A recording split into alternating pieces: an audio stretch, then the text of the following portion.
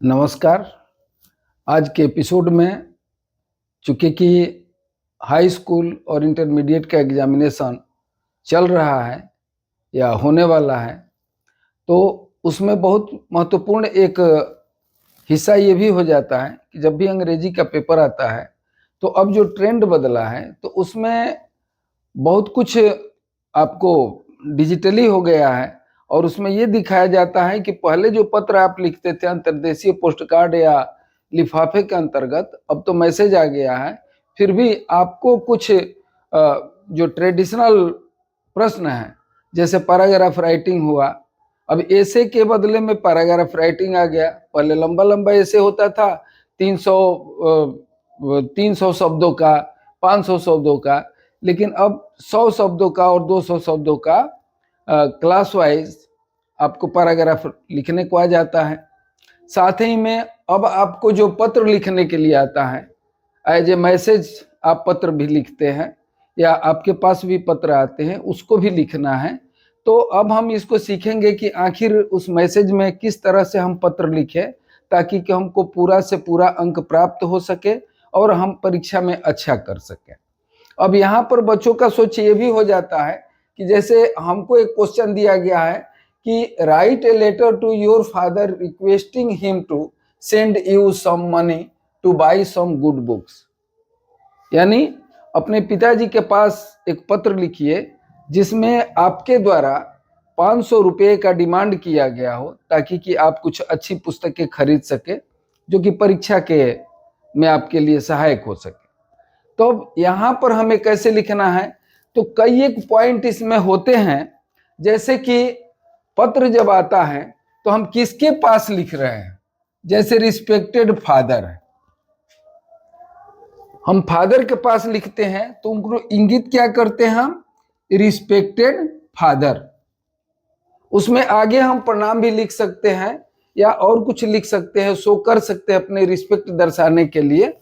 तो यहाँ पर हमको दाहिने साइड में आप ये देख रहे हैं कि इसमें लिखा है कि एग्जामिनेशन हॉल XYZ डेटेड, यानी कि परीक्षा हॉल में आप चूंकि कि लिख रहे हैं और उसमें आप एग्जैक्ट लोकेशन आप नहीं दे सकते हैं क्योंकि परीक्षा के अंतर्गत आप डायरेक्ट जो है कोई ऐसा लोकेशन नहीं दे सकते हैं जिस लोकेशन में आप रह रहे हैं। तो इसलिए क्या लिख दिया जाता है कि एग्जामिनेशन हॉल लिख देंगे और XYZ लिख देंगे और यहाँ पर डेट दे देते हैं।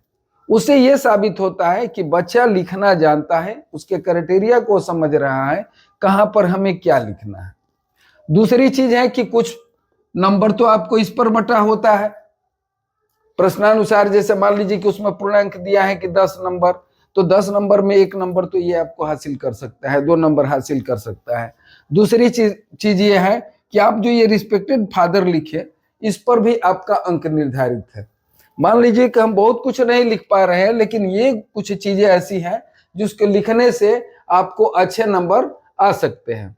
दूसरी चीज है कि एक पॉइंट आपको नीचे लिखा हुआ है एड्रेस, कहाँ एड्रेस हमको लिखना है, किस जगह पर क्या लिखना है। एड्रेस में भी आप अपना पूरा पता नहीं लिखेंगे, वहां पर एड्रेस लिख करके और XYZ करके दर्शा सकते हैं। और चौथी चीज है कि योर लविंग सन, जैसे कि यहाँ पर आप कौन लिख रहा है, इसको भी दर्शाने के लिए फाइनली आप नाम और जगह का नाम नहीं दे सकते हैं क्योंकि परीक्षा हॉल है। लेकिन ये आपको जानना चाहिए कि कहाँ पर हमको डेट देना है, किसके पास हम लिख रहे हैं और कौन लिख रहा है और किस पते से लिख रहा है। ये सारे चीजों पर आपको नंबर बटा होता है और उसके अनुसार आप इस चीज को लिखते हैं। अब ये महत्वपूर्ण तो हो गया कि नहीं आपको कहां पर क्या लिखना है। अब शुरू हम करते हैं कि चूंकि कि पत्र में आपको ये लिखना है अपने पिताजी के पास या पापा के पास कि हमको 500 रुपये चाहिए, कुछ पुस्तक खरीदने हैं। अब लिखेंगे कि आई एम क्वाइट वेल। शुरू में एक औपचारिकता होती है जिसमें कि लिखा जाता है कि मैं ठीक से हूं, मैं स्वस्थ हूं, ये सारी बातें लिखा जाता है। तो उसमें हम ये लिखेंगे कि I am quite well, I hope, मैं ठीक तरह से हूं, I hope the same from you, मैं विश्वास करता हूं कि मेरे ही तरह से आप भी अच्छे ढंग से वहां पर होंगे।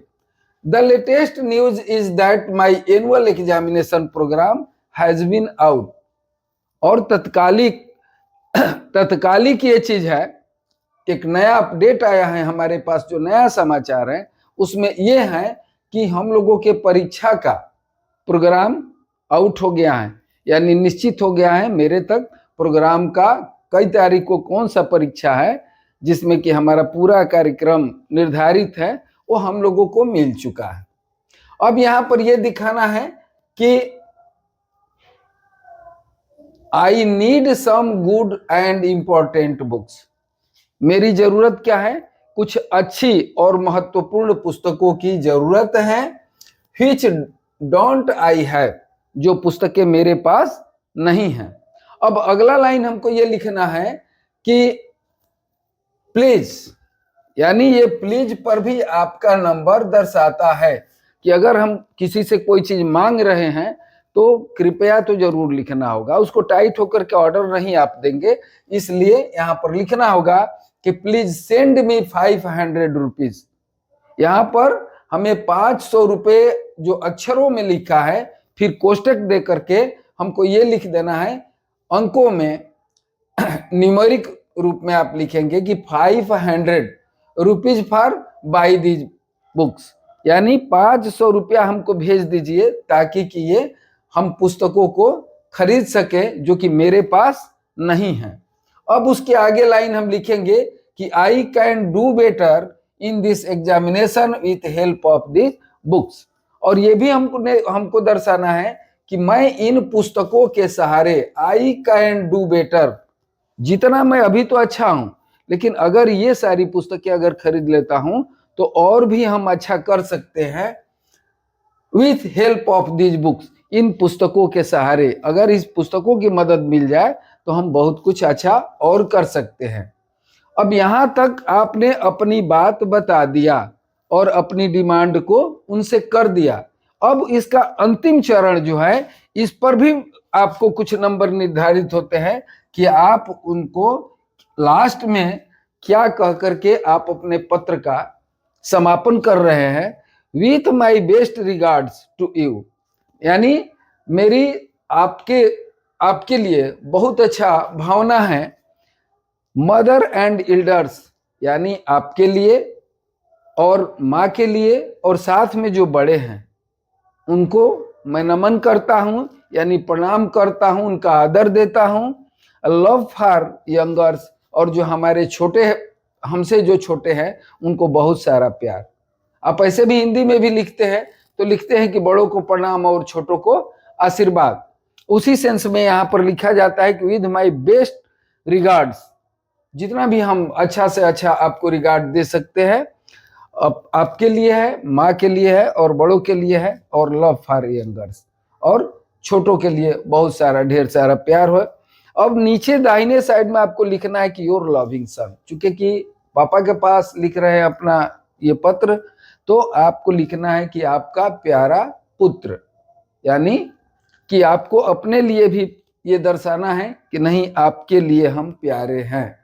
और दूसरी चीज है दाहिने साइड में, यहाँ पर यानी बाएं साइड में, अगर इस तरह से हम देखें तो बाएं साइड में हमको एड्रेस लिखना है, और एड्रेस में हमको एग्जैक्ट लोकेशन नहीं देना है। लोकेशन में हम XYZ लिख सकते हैं और एग्जामिनेशन हॉल लिख सकते हैं, ठीक है।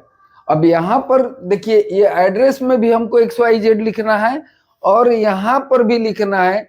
चूंकि कि एग्जामिनेशन हॉल आप यहाँ पर शो कर देते हैं तो आपको ये कहीं से लोकेशन नहीं होता है, चूंकि कि आप हर जगह कोई भी अगर डेजिग्नेशन आप सही सही देते हैं तो उसका ये मतलब होता है कि आपने कहीं ना कहीं ये लिख कर दिया कि आप किस परीक्षा हॉल में बैठे हैं, कब बैठे हैं, क्या बैठे हैं। इसलिए हमको XYZ ही भरना है एड्रेस में भी, और जहां से ये पत्र लिख रहे हैं वहां से भी।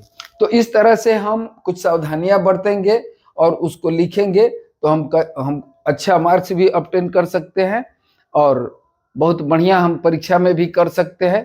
थोड़ी सी सावधानी रखी जाए।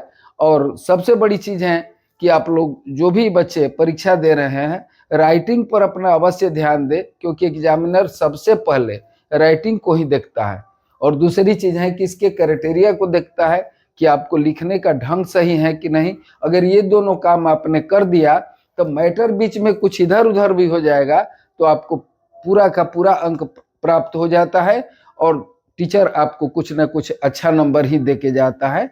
इस तरह से आप इस पर ध्यान दें, और आपके लिए शुभकामना है। बहुत बहुत धन्यवाद।